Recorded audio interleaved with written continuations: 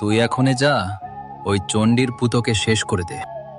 ঠিক আছে মহারাজ, ওই চণ্ডীর পুতোকে এখনই শেষ করে দিয়ে আসতেছি।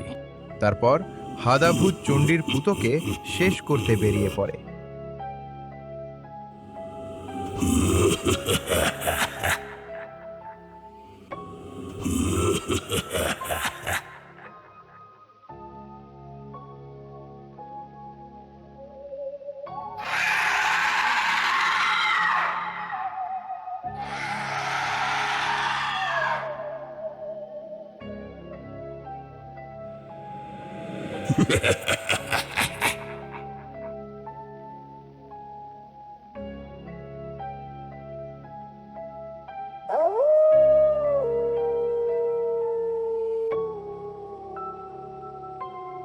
এদিকে গ্রামের এক লোক চণ্ডীর বউকে এসে সব কথা খুলে বলে।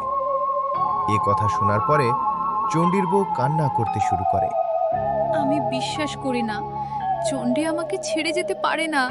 আপনি আমাকে মিথ্যা কথা বলছে।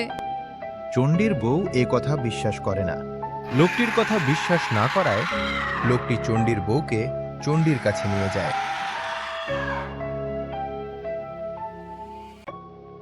সেখানে গিয়ে চণ্ডীর বউ যখন চণ্ডীকে মরে যেতে দেখে, তখন সে কান্না করতে করতে বলে, হ্যালো বন্ধুরা, পার্ট 2 এবং পরবর্তী ভিডিও দেখতে হলে এখনই চ্যানেলটি সাবস্ক্রাইব করুন।